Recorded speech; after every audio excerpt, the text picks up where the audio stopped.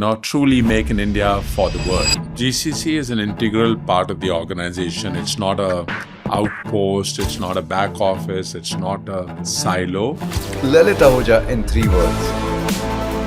How Target happened in India. It's not what you do, but how you do what you do. India is not a cost arbitrage play, but rather a very strong capability center, and a lot of products can be shipped directly or built from here and shipped globally. GCC is a very loosely used term. It means different things to different companies. The focus became more in terms of what's next, what's new, what's tomorrow for these companies. How easy or difficult was it to attract the right kind of talent to a global brand which did not operate in India? When you have good people and you contextually empower them and enable them, magic happens. What are key impact metrics as per you that should be looked at when we talk about GCs? H1B policy level changes that have happened in US. What kind of impact do you see happening on the GCC ecosystems in India?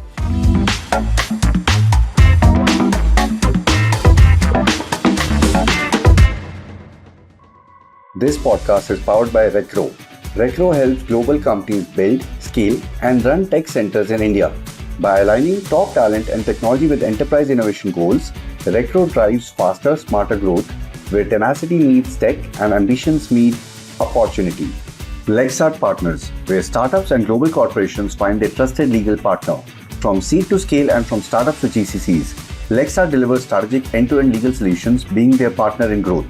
Discover Dollar uses AI to uncover and prevent leakages and overpayments across the source-to-pay cycle for GCCs and global enterprises, recovering cash and protecting margins. Stylume is transforming retail with AI agents trusted by Fortune 500 brands to reinvent product creation, assortments, pricing and curation, powered by real demand. Orbix, its agentic platform, is driving a movement, globally awarded for proprietary demand science. Swirl helps enterprises like Al-Futain, BYD to co-create AI agents that can act like your best salespeople. Imagine an AI that anticipates customers' questions and nudges with relevant information to guide them with the purchase. Get a demo today. Nirantara unites India's timeless crafts with contemporary life, sustainably preserving living heritage. For home organics, where every product is a warrior guarding your skin barrier with care and science. Hello everyone, my name is Abhay Tandon and welcome to the Innovators and Disruptors podcast. Today we are starting off with a very, very special series. It's called the GCC Mini-Series. And who better to bring onto the GCC Mini-Series than a stalwart who has seen the beginning of this ecosystem, has built it and is touted on and in circles as the father of the Indian GCC ecosystem. And we have for that Mr. Lalit Ahuja, who's the co-founder and CEO of ANSR. For over 2 decades, he's helped some of the world's most respected enterprises build outcome-driven GCCs from India, which are shifting the conversation from cost arbitrage to actually capability creation. But not just limited to that, we're talking about transformation, we're talking about innovation, and we're talking about major scale impact. And Lalit, we're thrilled to have you here, sir, today. Thank you. And joining you for this conversation. And it's going to be super interesting because I've heard so many amazing stories from different people, different leaders about you, and can't imagine what it would have been like, about 20 years ago, 2 decades ago, when this concept never existed in India, or at least not the way it is existing today. We wanted to tap into some of these conversations with you today. Sure, looking forward to it. Thank you so much. Sir, of 2 decades ago, when you started getting into the space. In fact, if we talk about your journey before that as well, you've been CEO of some large organizations. What was the transition point where you thought that you wanted to start setting up GCCs, and what was the landscape at that point in time? So I set up my first GCC for LG Electronics way back in 1995. Wow. There was no formal concept of GCC those days, and I had just transitioned out as the CEO of Datamatics. We were the third largest IT outsourcing company and had joined LG Electronics as the first CEO. 95 was when consumer electronics was transitioning into the convergence era. So essentially, it was all about software driving consumer electronics, and LG as a company and South Korea as a country just didn't have the DNA to make that transition. Right. And they were looking towards India to, get the necessary help. So they went around talking to all potential contenders, the large IT outsourcing companies and realized that, ultimately they had to do something on their own. So it manifested in LG Electronics, hiring the best talent in the market and setting up an R&D center that will help washing machines and televisions and microwaves be more software driven. So that's how LG Soft, which in many ways was one of the first GCCs that I led, came into existence. It's a fairly large capability today as we speak, and almost does everything, software for the LG group.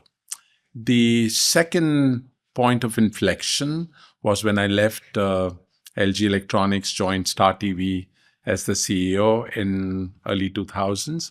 That was also the time when AOL bought Time Warner, and the writing was clearly on the wall that media was going to be a technology business in disguise of media. Right. And Jerry Yang and Yahoo were chasing Rupert to essentially acquire News Corporation, following the footsteps of, what AOL did. Rupert's response was to, invest heavily in India to establish a number of GCCs for the group companies, 20th Century Fox, Fox Television, HarperCollins, Dow Jones.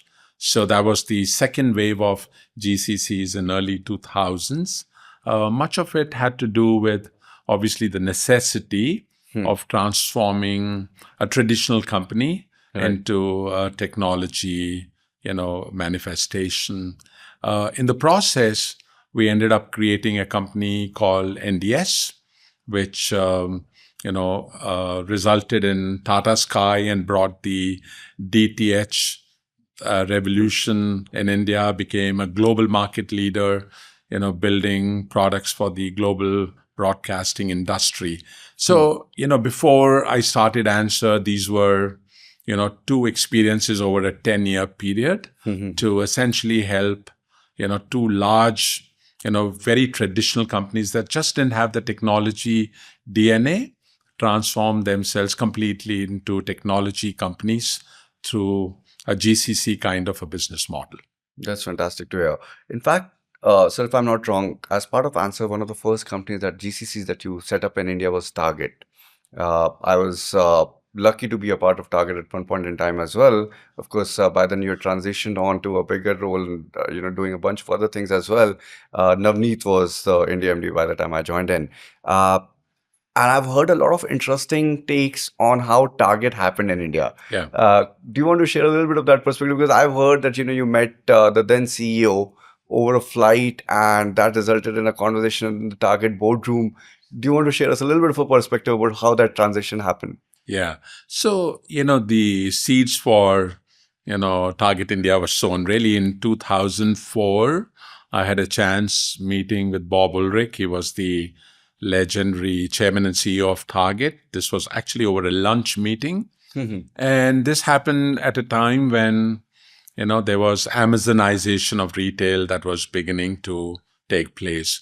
And most traditional retailers like Target and Walmart were struggling with the same DNA issue, right? I mean, if you have to move from a traditional brick and mortar retailer to an e-commerce, technology-led company, it just requires a whole different approach altogether. So Target was very clear. They couldn't have done this in Minneapolis. They were very dependent upon, a host of service providers who obviously didn't have the right context and the empowerment and the capabilities to do something like this. And one thing led to the other. In 2004 is when, over a lunch meeting, we decided that, we would do Target India. Target didn't initially buy the story of, coming to India on its own and build the ability to hire the best talent in the market. So we ended up doing a joint venture with Target, which essentially meant we put our skin in the game, and the whole deal was to create an insanely successful capability in return for the equity that ANSR had. So not too many people know that when we started ANSR, we were supposed to be just a one customer company. The whole business was around, helping Target establish its second headquarters and build technology and analytical capabilities for the future. So that's how we really got started in 2005. We formally started the operations. That's fantastic to hear. In fact, Target has been a place for a lot of firsts. I remember since I was leading innovation after Mahesh and Ravi at Target in 2016, I was made to understand in 2013 the Target's Accelerator program had started. And interestingly enough, in the whole GCC ecosystem, we have seen a lot of mapping of activities, operations happening from the headquarters to India.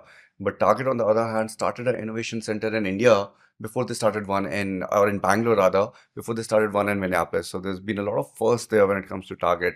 So thank you for sharing that story as well. It's fantastic to hear that. I also wanted to tap into this. We've been talking about GCCs, but if I'm not wrong, the term GCC as a capability center came in about 6-8 years ago. Prior to that, it was called an offshore center or a GIC, and different terminologies have been used. In fact, my understanding is that there was a lot of cost arbitrage as the major lever, which a lot of companies would factor in to start thinking about setting up shop in India. Was that really a challenge? Was that the main perspective, or were there other challenges like perception about India, perception about or challenges around regulations, compliances, and other aspects that you had to go through to set up this environment at large? Yeah, in many ways, nothing has changed over the past 35 years since I have been doing, GCCs. Right. It's the same process of setting up a legal entity and, what goes in creating an employable proposition. How do you attract talent and empower them, enable them, and get the work done? So the regulatory environment has been fairly stable. What has really changed is the evolution, that has led to the maturation of the GCCs. I mean, think about early mid-90s when companies set up R&D centers. They were just another office of the company. They didn't have a formal nomenclature in that sense. At some point, we started using the concept of a captive, and then it became global in-house centers, and then came the concept of global capability centers. And I guess the next iteration, all these prefixes are going to be demised. It's just going to be the company in India. And I think Target was one of the first companies to essentially use the concept of Target in India and Target India rather than, calling themselves as a GCC of the of Target. So one thing to speak about over here is the fact that in many ways GCC is a very loosely used term. It means different things to different companies. The context is extremely important, but we're getting to a point of convergence in terms of what it really stands for. Right. In fact, I've seen some news reports which have called out certain Indian companies and their technology arms as GCCs as well in the top 10 ratings or rankings for various aspects, right? And it was very strange for me to fathom some of these insights, thinking that, these are Indian companies. Why are their, IT environments being called as a GCC? But like you mentioned, it's a very loosely framed term at this point in time where any capability center, which is shipping products globally, or solving for or providing global solutions, could in some senses be called as a global capability center as well. Yeah. What was the change that you have noticed that transpired which led to the in-house centers to convert into capability centers? Where was that transition? What was the maturity curve which made people believe that India is not a cost arbitrage play, but rather a very strong capability center? And it's not just about mapping whatever is happening in the headquarters, but a lot of products can be shipped directly or built from here, strategized from here, built from here, along with the mothership or the headquarters, and shipped globally. Yeah. No, that's a great question. So, just reacting to your earlier comments, I think as GCC started becoming more mainstream, everybody wanted to have a play in the GCC industry. And there was a very simple notion of if you were a subsidiary operating in some form in India, you could be a GCC or a GIC, right? So that, companies that wanted to play in that industry could, effectively credentialize themselves as being legitimate GCC players. The inflection point from GIC to GCC happened as part of the differentiation between what it took to build capabilities around transactional, commoditized functions that will ultimately lead to cost savings, to becoming more of, or leveraging competency and capability arbitrage in contrast to cost arbitrage, right? So the arbitrage game moved to more capability, competency. The focus became more in terms of what's next, what's new, what's tomorrow for these companies. Right. And that is where the concept of capability came in. The concept of capability also came in when the digital transformation journey became a big quest for companies, right? So in order to accelerate digital transformation journey or to add to the capacity, companies had to invest in, capabilities that didn't traditionally exist in IT organizations. And that's how the concept of capability, came about in, I would say, in more like 2010, 2015 kind of a time frame, when it became more around a GCC being a repository for some of the essential capabilities that a company needed to develop to keep abreast with where the technology was and to also leapfrog on their, evolution and transformation agenda. Got it. Makes a lot of sense, sir. Was there any specific moment in time, considering that, you've been building and contributing towards the build-up of this whole ecosystem in India, was there a specific point in time where you felt that this is how India will be perceived going forward as the hub for creating capability centers, for building capabilities for some of the largest enterprises across the globe?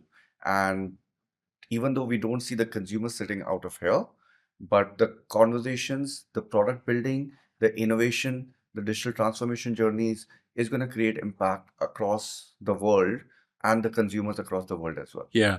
I saw this unfolding, in 95, with LG. So I've had the, good fortune of not having gone through the evolutionary journey that the industry and many of the other companies have gone through. The story from our perspective and from my personal perspective has been very simple. When you have good people and you contextually empower them and enable them and unleash them to solve some of the most complex problems, magic happens, right? Right. So it is about a few things. It is about good people. It is about empowerment. It is about, providing them with the context, the enabling resources, and then waiting for magic to happen. I guess in some ways, GCCs are also a very India thing. Okay. And the reason why I say that is it's very cultural. We derive that exhilaration that comes with the impact that we can create. We feed on the recognition that goes by doing, truly impactful work. We feed on the empowerment that is given to us to solve complex problems. We are very adaptive. We are very flexible. It's very unique to our culture. We do GCCs in many countries. Right. So you don't see some of these attributes in terms of how quickly we can immerse ourselves in a particular environment, in a particular culture, with a particular problem. We make it very personal and we'll do all it takes to solve that problem. So going back to that inflection point in 95, imagine a large, conglomerate, global conglomerate, 80 billion, that had a very, burning platform in the form of not having software capabilities to stay relevant in the consumer electronics industry. And India and a GCC-like model did the trick, right? So ultimately, what came out was, truly make in India for the world, right? So we changed the word of consumer electronics, through the work that LG Electronics did out of their Bangalore R&D center. In early 2000s, what NDS did, not only in bringing Tata Sky to India and the whole direct-to-home revolution, but also creating a product company that became almost a global monopoly in technologies and products for the broadcasting industry.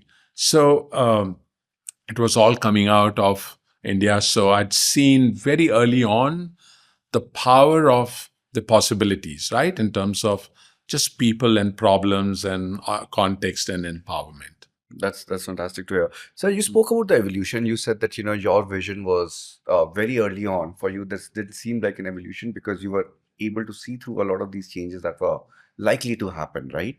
And you said that this is how on this vision the DNA of ANSR was set up on, right? But did ANSR as a large organization go through an evolution too with the changing economic models, business models, and the way GCCs at large operate? Right. So, we've obviously, in many ways, pioneered the industry. And as GCC model started becoming mainstream, we had to mainstream ourselves and, follow the track. So I want to make a few points over here. We had the unfair advantage of starting off with a company like Target. Target is in many ways a gold standard, when it comes to everything GCCs. I mean, how do you get the model right from the outset, from the get-go, way back in 2005?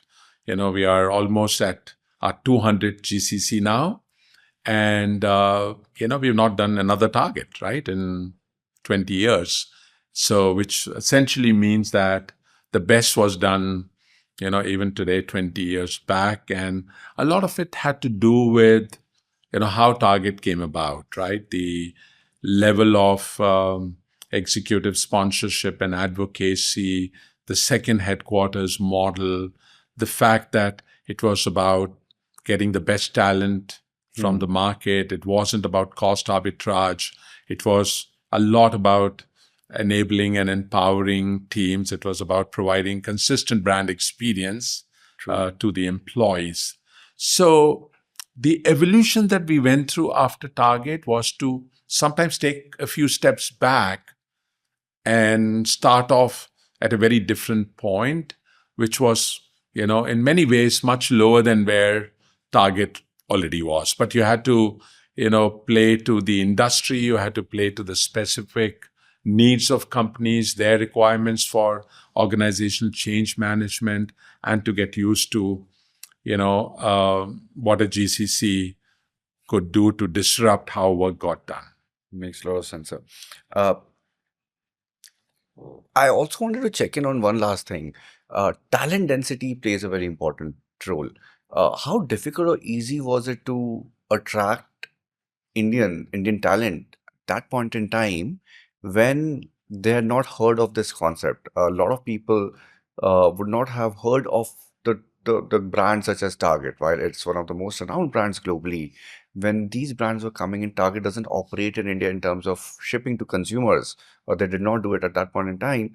So how easy or difficult was it to attract the right kind of talent to a global brand which did not operate in India? Yeah. No, I think that's a great question. And I think if I have to talk about one, difficulty that we went through early stages of our evolution as a company, it was, convincing the best talent in the market that a company like Target was an attractive career proposition, right? Because it was almost inconceivable that you would get the kind of career paths that a large service provider could give you with a very traditional company, just didn't have the appreciation and DNA from a perceptive perspective, compared to other constituents in the industry. So there was a lot of work that had to be done in terms of, creating that value proposition, those branding strategies to, go out, with stories that will resonate with certain kinds of people. So the problem further got compounded, by the fact that, nothing but the best would do from a talent quality perspective, right? So you couldn't just pick and choose anybody, but you had to find the best, people to do the complex work that was coming into, target India. Right. So it was very difficult. It took time, and, in many ways, companies like Target pioneered that whole concept of, creating that fungibility of how talent would move across different clouds or different, types of career options, in the market. Fantastic. Speaking of talent, and you've spoken about this very interesting perspective about Indian cultural ethos, which leads for people to be very passionate about the talent, to be very passionate about what they're trying to solve for, right? Especially solving complex problems and making it very personal to be able to achieve that and deliver that, right? How are Gen Zs approaching this today? Because their perspective about life, work-life balance is very different. And today, if Gen Zs have options to join a GCC versus, let's say, a startup, how would they look at that, and why would they make it so personal about delivering? Do you see some challenges there as well? Yeah. So, obviously the priorities are changing, and therefore, you have to take a whole different approach in terms of how do you create an attractive proposition for the Gen Zs. The real fact remains that GCCs largely hire experienced lateral talent, that commensurates with the quality of work and the complexity, sophistication of work that comes in. Right. The problem is not as compounded, but as the number of GCCs coming in is increasing, and as you're looking at doing more AI and, more futuristic kind of work, you need talent that has those capabilities. This is the next frontier in terms of how do you, create those attractive proposition for this segment of workforce to, make GCCs as an attractive proposition. The good thing is that GCCs offer, a more conducive, customized kind of an environment, unlike a services company. So, you can, settle in based on what your, personal preferences are in many ways. True. The investments that GCCs make in learning and development, and, ensuring that you can maintain your individuality. Right.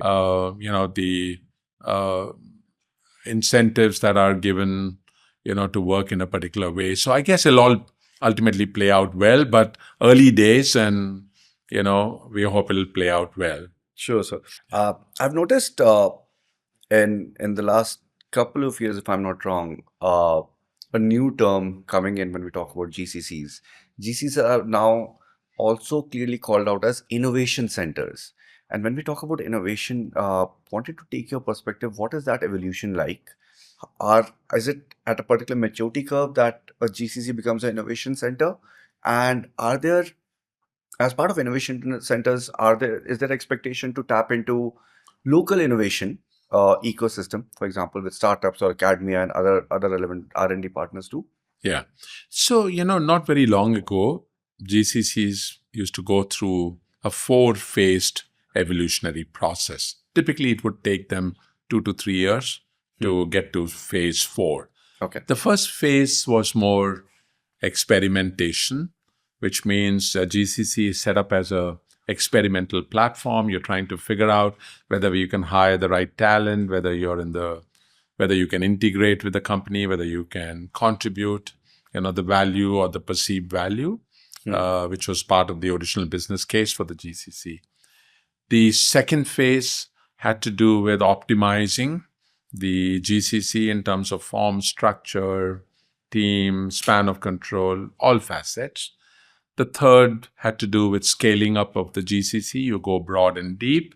You take other functions. You take more complex work in the same function, and you become more mainstream. And that was the concept of, scaling up. So you are like any other part of the organization, and you have the trust from the organization. And the fourth phase was innovation, right? So the concept of innovation came only when you had earned the stripes and the trust to, be an integral part of the organization.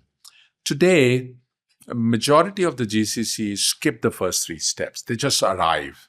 Much of it has to do with the benefits they can accrue by being a late mover, right? The market is mature. There's plenty of been there, done that talent. People have been through the journey. So when you hire from other GCCs, they bring in a lot of insights and learnings that help companies in skipping the first three steps and getting to a level of maturity, which means you can be an innovation arm for the company right from the outset. And, GCCs in many ways are also helping companies innovate innovation, right? So part of it, which is now, as we all know, is becoming mainstream, is how, there is an active startup grown-up corridor, Right. where companies are looking at startup solutions to their problems, Right. right? So it is now, an accepted way of bringing in innovation into the company. There are some other interesting aspects of engaging with startups. You get to engage talent that's out of the job market. I mean, these are individuals who are chasing their billion-dollar dreams.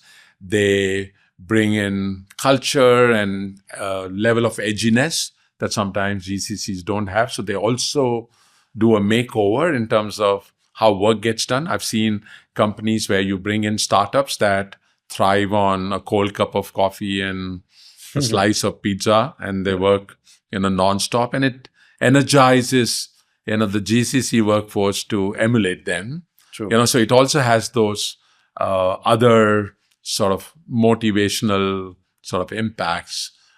So this is, going to only further, get more intense, deepen, mature as we go along. Some part of it is also maybe a lot more of B2B or relevant startups coming into the market. And, ultimately it's the ecosystem effect. Right. GCCs are nothing but enterprises, which means they are customers. Right. So there are obviously lots of startups starting because the customers are right in your backyard, right? So it's a lot more convenient way of engaging with a large company, doing it through their GCC. Totally. In fact, having led innovation for companies like Target in India, AB InBev and Lowe's, and then eventually at TVS as well, I've noticed the whole evolution in the models with which enterprises are now interacting with startups, specifically the GCCs are now interacting with startups as well.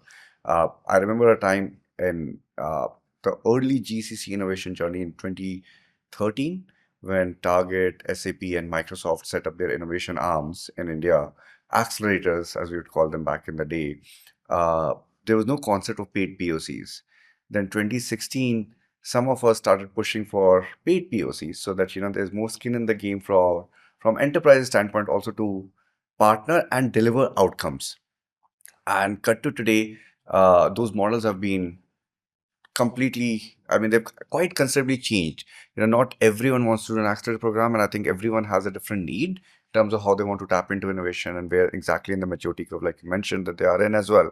So very fascinating to know your perspective on this. In fact, Chiron was one of the first few, in 2012. 2012. So, we were an early mover in the market, and Target was our first customer. And it was an interesting, proposition of connecting the dots between startups and grown-ups. You're right. And we did that for a number of companies. And then, of course, we merged Chiron with Techstars. And And of course, when we did the joint venture with Techstars. Yes, no, fantastic. I also wanted to get into a very important aspect today on social media. We have so-called lot of experts on GCCs who are shaping the societal view, about what GCCs are actually creating value for, right? Or what's the true value creation? There seems to be a lot of vanity metrics out there, and there are obviously a lot of actual impact metrics. What are key impact metrics as per you that should be looked at when we talk about GCCs? So, we've always taken a very different view. GCCs are an integral part of the organization. Same is same. Right. You got to be the organization. What works in the home office should work in a GCC. You should not treat the GCC any differently, right? So there are maturity frameworks, there are cost and productivity metrics, and sometimes they tend to become very divisive from the perspective of how a GCC integrates with the mainstream enterprise. I mean, Target was a great learning for us when we were beginning to look at what should success look like from a Target India perspective, and what are some of the KPIs and metrics we should use to measure our performance and return on investment. And very early days, we realized that a lot of it was not very relevant, right? So we have maintained that for the last 20 years, 200 GCCs. We've never reported cost metrics. We don't believe in these maturity frameworks. I think you got to do it in the context of an organization and maintaining the integrity of the broader organization. If it makes sense to, use certain metrics for a specific body of work or outcomes that a GCC is expected to drive, those metrics can be brought in. But you're not a services company, right? You're an integral part of the company. So how well you integrate, how much you are the company, how consistent you are, how the talent is the same bar, how some of these, some of the GCC talent will become enterprise leaders is the way you should measure the efficacy of, a GCC. How seamlessly, work can move across borders. How, boundary-less an enterprise becomes. Right. So that's a concept we've been using.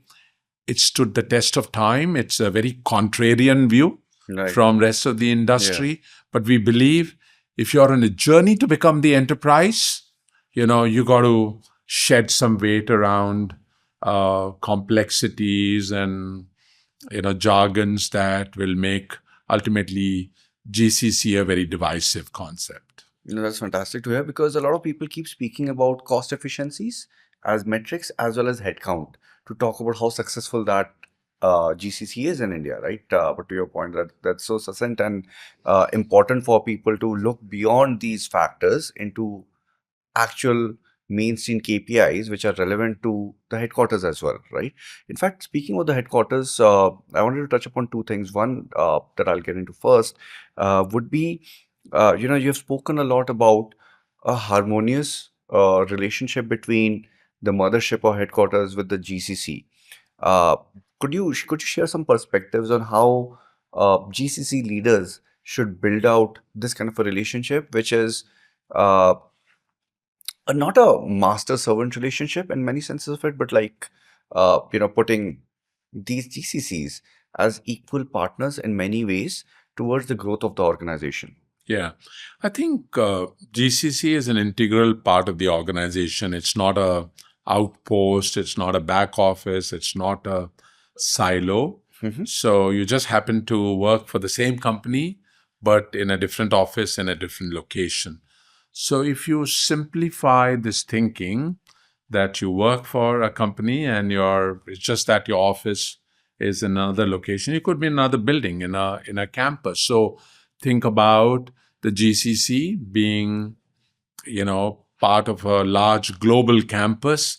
The building just happens to be on a different floor or 10,000 miles away, and maintain that simplicity. So I think that overarching outreach to ensure that, you are always integrated, you are, part of the organization and never think, you're part of a very different manifestation, just simplifies that whole thinking. I mean, early days of formation of a GCC, we very fiercely, undertake efforts to, demolish any divisive, tendencies that may sometimes come in.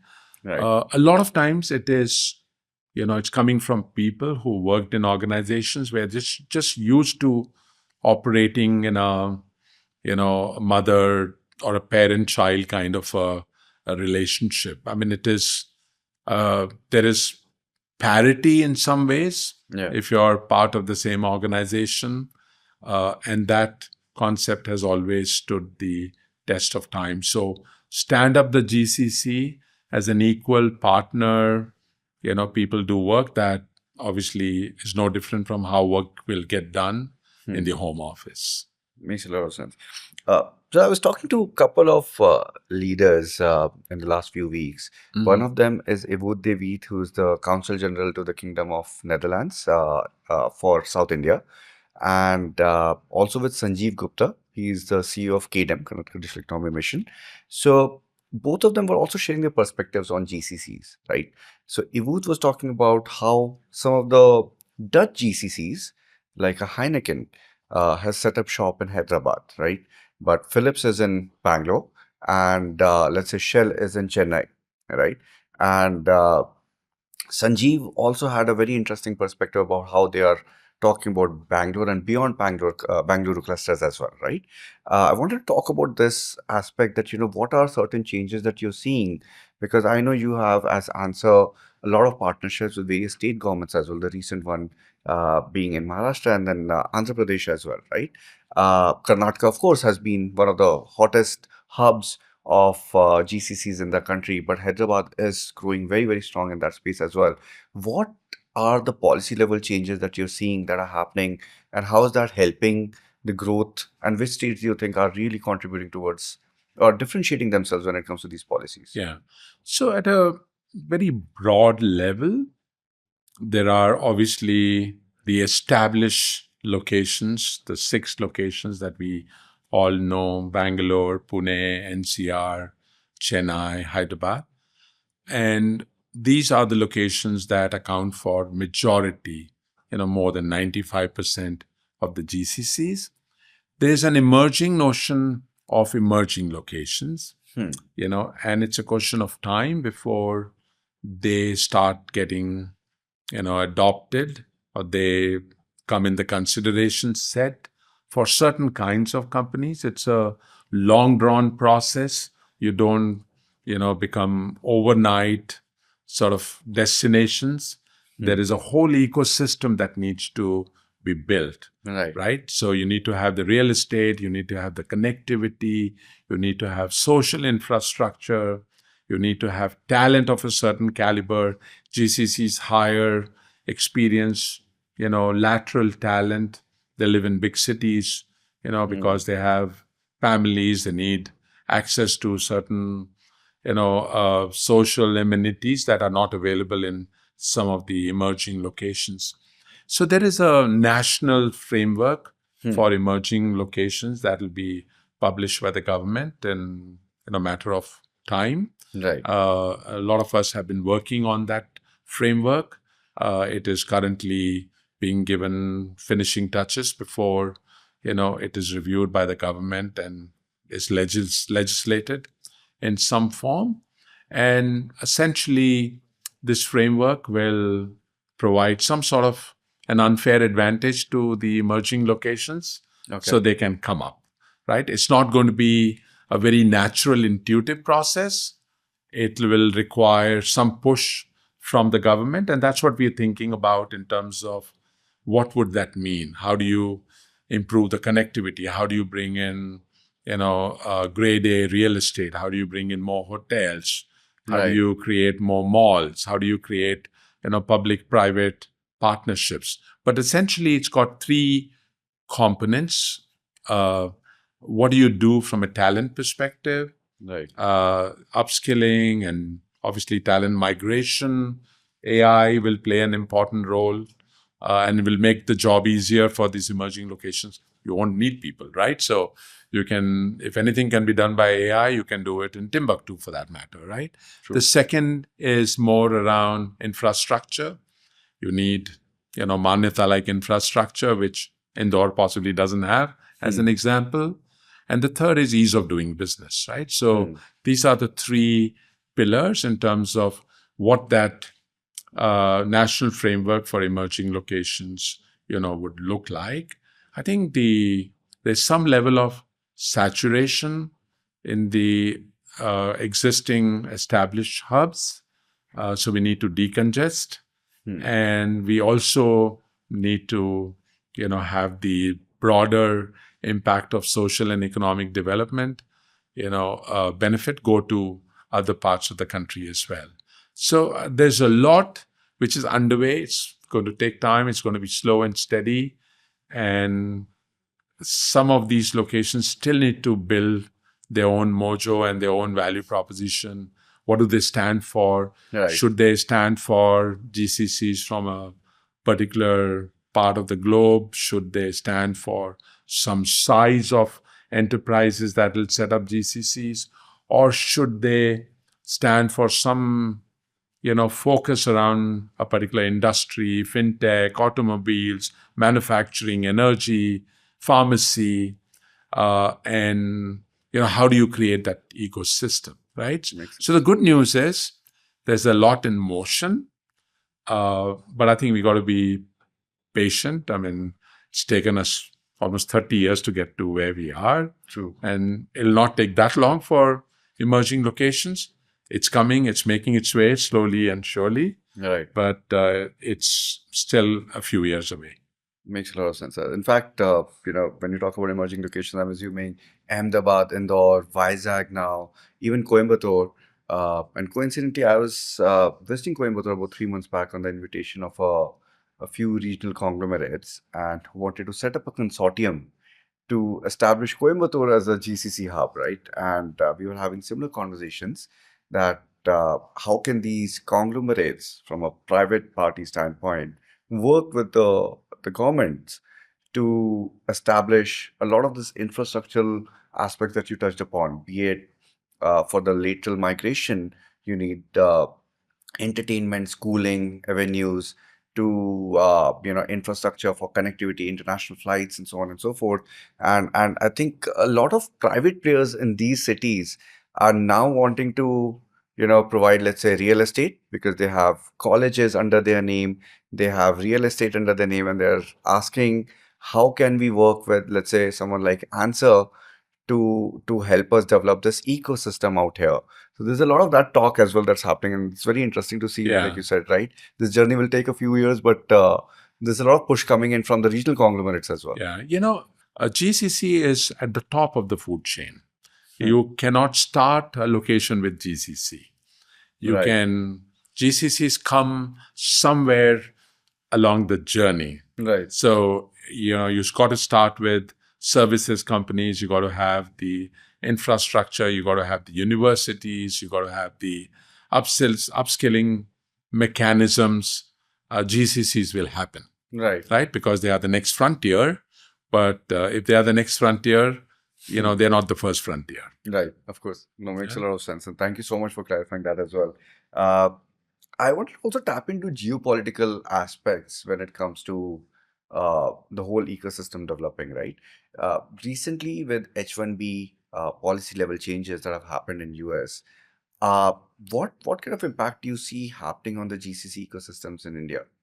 I think, it's obvious that GCCs will benefit because H1B visas were really people going to work, right? And GCCs represent work coming to people, right? So people happen to be in India, in Poland, in Manila, or in Vietnam, or Mexico. So therefore, the concept of, work going to people, which is what a GCC really meant, will be the beneficiaries of the impact of H1B constraints. Makes a lot of sense. I mean, I was also thinking from a perspective of the employees, because some of the employees come in with a vision that eventually they want to move to the headquarters. And that becomes a challenge with these kind of visa challenges that are policies that are coming in. Do you see other countries will take advantage of this? I was, in fact, in a chat with the Deputy Mayor of London as well. And he had a very clear offer for Indian talent to actually, move to London, right? So I think there are certain countries who are trying to make a play here, saying Yeah. that, if you're not getting an opportunity to be in US, we have amazing Yeah. playbooks in our countries too, and why don't you, think about partnering with us? Yeah. So I think we're mixing up two things over here, right? The desire of workforce to go to attractive locations from a livability perspective. You want to work in New York, you want to work in London, you want to work in San Francisco, which is a different dimension in Right. some ways, because you want to be in a place that obviously, meets certain aspirational goals. Right. And the second one is around doing some kind of work. Today, you can stay back in India and do same or better work. True. Because the GCC offers you that opportunity. True. Right? So, and we do see that, you can realize your American dream working for Target or Lowe's or Walmart or Amazon or Goldman Sachs, being in Bangalore, getting to do the same kind of work, but maybe it doesn't lead you to, relocate to some of these cities, right? So I think, earlier on, the whole American dream or, going overseas dream had to do with three aspects. How can you live well or live better? Right. How can you make more money? And how you can do, good work. Today, GCCs check two boxes. Most GCCs offer globally competitive compensation and benefits. True. You do same or better work. So it's just that you're not living in San Francisco. So as long as you're happy living in Bangalore, you are checking the other boxes. I totally agree. In fact, I've lived outside on a few occasions. I've lived in Europe as well, traveled to US too. I think somewhere deep down, I think the kind of lifestyle that I can have in Bangalore, I would not trade that, right? That is, Yeah. of course, my biased perspective probably, but I think a lot of people are coming to the same understanding because of the pay parity, like you mentioned, the compensation skills fairly good, the levels. And second is the actual work that we get to do in India as well, right, today. Yeah, absolutely. And I think it's going to change over the years. In some ways, H1B is going to be a big catalyst. And I'm very optimistic it'll, help in realization of our own Viksit Bharat strategy, accelerate our own social and economic development. The brain stays here, Right. right? So, and we do more GCCs, we do better work. So I think overall it augurs well, some sort of a blessing in disguise. Totally love that view, sir. Thank you so much.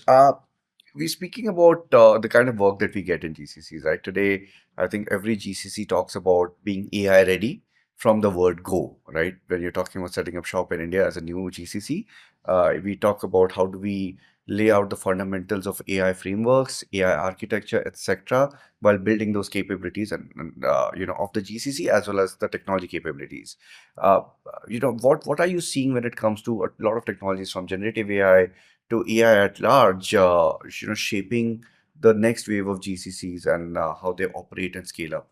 Yeah. So I think in some ways it is in works. We know that the next wave of GCCs would be non-linear manifestations. The work output and the impact would not commensurate with the headcount that the GCCs have, right? They would be, amplifiers that would be, AI-led, AI-driven. So that is very, very obvious. And I guess it is two or three things that play over here. The first one is the maturation of technology itself, right? I mean, we have inconsistent technology availability. Some part of it is the maturation, some part of it is untried and untested. Right. So organizations are risk averse. So therefore, it's going to take time before that mainstreaming happens in some ways. The second part is the change management that will come with adoption of AI, because AI cannot be adopted in a pass-through basis. Right. You got to transform every facet of the organization. What is the work, and what work would look like in the AI era? How would you do the work? Where would work be done, and who would do the work? Makes sense. Right? So it's going to be an agent, or it's going to be a human, or it's going to be a team of agent and humans. The work itself has to be different. So you got to shed your legacy thinking and think about it very differently. And that is going to be in some ways the biggest impediment, right? We are oversimplifying how AI would be a magic bullet and one day, would, deliver, results that obviously everybody is promising, on the side of the technology and platform companies. But there's change management, there's work reconstruction, there is workforce transformation, all those aspects are at play.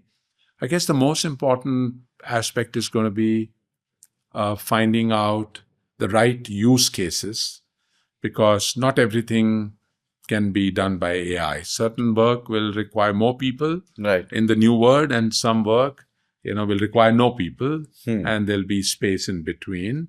So I guess we have to go through that journey. We have to be resilient and patient and flexible to go through that transformation, which should be different for different bodies of work. But that process is underway. Makes a lot of sense. I guess two aspects that will favor the GCCs. One is it's so hard to get AI talent globally, specifically in countries like US. Everybody wants AI talent. Meta is hiring, and so is Google, and so is Microsoft, and they'll do anything and pay anything Right. to get people. So therefore, traditional enterprises will have to rely on GCCs and India. The second is the fact that when you're talking about change management, GCCs are, by nature, constituted in a manner where there's no legacy, there's no, thinking that of how work was done traditionally in a company, and therefore they're much more suited to undertake this kind of work. So you have people, there's affordability, the passion and some of the cultural attributes that we spoke about, and the ability to change things, would work in our favor. But I think it's a journey, right? If we give it the right chance to succeed, we'll make really good progress in making this a reality. Thank you. Thank you so much, sir. Looking 5 years ahead, what would future of GCCs look like? We've seen a lot of evolution there over the years, but 5 years from now, what do you think GCCs would actually, what's the form factor? What would change over the next 5 years? So I think a lot of things are going to change in many ways. They'll become a lot more industry agnostic, all kinds of industries, luxury retailers, automotive companies, airlines, hotels, cosmetic companies, right? Restaurants, anybody can do a GCC, right? In fact, when we had launched our subscription model, one of the ads or the events that had inspired us was the launch of AirAsia in India. Okay, so when AirAsia brought in the whole concept of, a budget airline at a very affordable rates, they came out with this ad which said, now anyone can fly. Right. Okay, so when we launched our no capex subscription model, just making GCCs a lot more all-pervasive, available concept. Right. We launched something very similar now. Now anyone can set up a GCC. Hmm. So essentially, in terms of the future, anyone can set up a GCC, right? Got it. It'll become an infinite market. It's not just the Fortune 500 or Global 2000. It'll be the top 1,000,000 companies in the world. You can have 5 people and still run a GCC. You can be of any industry. It'll go beyond IT and ITES and business functions. You can design automobiles. You can design flying cars. You can design drugs of the future. You can make movies. What stops a movie studio to be a GCC, right? So the concept of GCC will expand beyond technology, and that makes it an everlasting and endless concept. And we're already pursuing some of those notions. They'll come from all countries, countries where obviously there's a serious scarcity of talent of a particular kind, specifically when AI becomes a lot more mainstream. There'll be the AI GCCs. One of the sci-fi concepts that we have is, can you have a people-less GCC? Can you have a GCC that can be quickly constructed, all agents, all digital talent that is culturally aligned to a company's way of functioning? So a lot of conversations with some of the new age, AI companies is around emulating ways of working of companies. Everybody does the same work, but they do it differently. So can you, bring in this nuance in agents as well? And I think the time is not far when you would have, bolt-ons or even GCCs that'll have no people. You can do it in your backyard. You can do it on your computer, and so I think it's coming. Right. So it's exciting how this whole concept of GCCs can be reimagined. I guess the biggest driver is going to be how GCCs will help in reimagination of businesses, industries, and enterprises, because companies are big ships. They don't turn. Right. They can be derailed with any profound change like AI. So GCCs will be the big enablers for change. And that's the future, right? What a business or what a product or what a service would look like would potentially come out of a futuristic GCC. Thank you so much, sir. I'm cognizant of the time and the paucity of time that you have right now. So I'm going to skip and directly go into the rapid fire. I think no conversation is complete without getting those quick rapid fire questions out there as well. The first one, sir. One word that defines the GCC ecosystem today. Talent. One word that comes to your mind when you think about innovation in GCCs. Innovating innovation. Brilliant. 3 learnings that you would want the next gen GCC leaders to adopt over the next 5 years. Culture, leadership, and future. Your proudest moment as a founder. Sitting here and talking to you and narrating the story. I guess we've come a long way, and creating an industry, has been obviously something that all of us are very proud of. It has been my privilege to hear these stories. The most underrated skill for a GCC leader.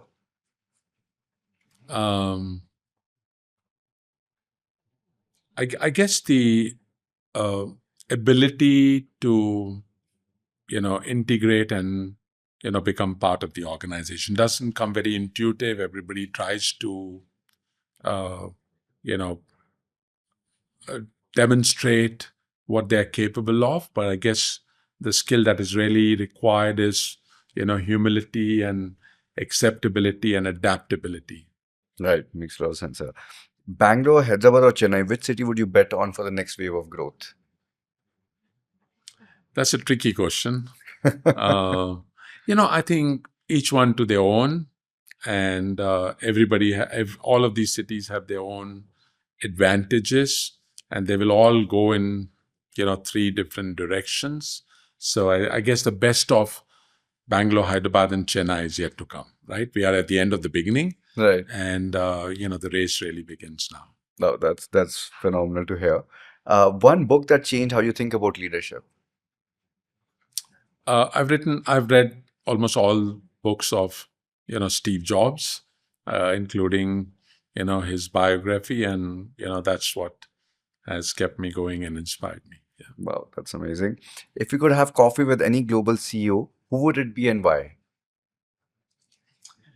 I would say, Rupert Murdoch. He was my manager, and he's an embodiment of, in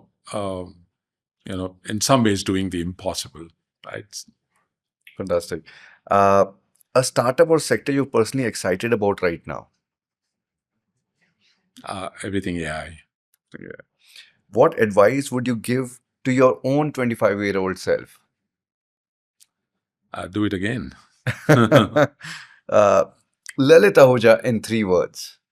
I would say builder, believer, and beyond. Wow, that's fantastic. Thank you so much, sir, for taking your time and sharing such amazing insights with us. Thank you. So this is for you. Thank you so much. Thank you. Thank you. Thank I'm you. just going to read out. These are gifts from some of our sponsors. The first one, the red box that you see, is by Nirantara, which harmonizes India's ancient narratives and crafts with contemporary living, creating sustainable treasures that preserve cultural heritage while ensuring artisanal traditions thrive for generations to come. So the Rajpatra that you see here is also one of those ancient traditions that they've brought to life today. So that's that. And the other one that you see on top is Cohom Organics, India's first pro and post biotech skincare brand, which where every product is a warrior guarding your skin barrier with care and science. Thank you so much, sir. Thank you. Thank you. Really appreciate it. Thank you. Thank you so much. Thank you.